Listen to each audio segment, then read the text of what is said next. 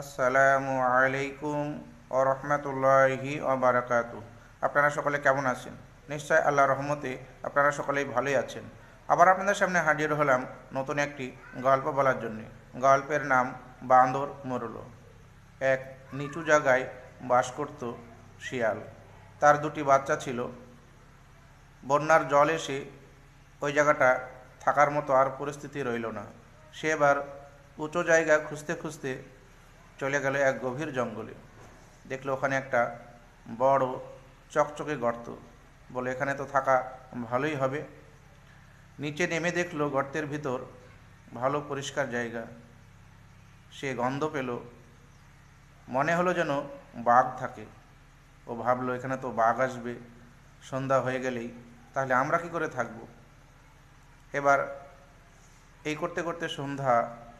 এবার বাঘ সে গর্জন করতে করতে গর্তে ঢোকার জন্যে সে প্রস্তুতি নিচ্ছে। এমতো অবস্থায় শিয়াল বলে উঠল, এই তোরা কাঁদিস না, বাঘ এক্ষুনি আসছে। সকালে একটা বাঘ মেরে খাইয়েছি, এই ব্যাগটাকে ধরে আবার মেরে তোদের খাওয়াবো, তোরা চুপ কর, বাঘ চলে এসছে। বাঘ এই কথা শুনেই ভয় দিয়েছে দৌড়। দৌড়তে দৌড়তে দৌড়তে দেখা হয়েছে বাঁদরের সাথে। বাঁদর বলল, কি ব্যাপার বাঘ মামা, এত জোরে দৌড়াচ্ছ, এত হাঁপাচ্ছ, কি হয়েছে? বলে, আমার বাসায় এক নতুন জানোয়ার এসেছে, যা কিনা আমাকে খাবে, আমি ভয়ে পালিয়ে এসেছি। বাঁদর বলল, কি বলেন মামা, আপনাকে খাবে এমন জন্তু জানোয়ার তো আমি দেখিনি।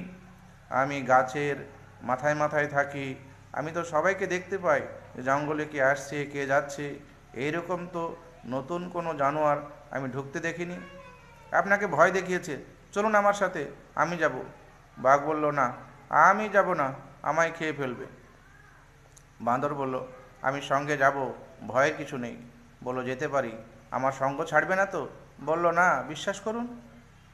তাই বাঁদর করলো কি, ওই বাঘের লেজে, বাঁদরের লেজে জোড়া দিল, দিয়ে দুজনেই চলতে শুরু করলো। বাঁদর আগে আগে যায়, বাঘ পিছন পিছন যায়।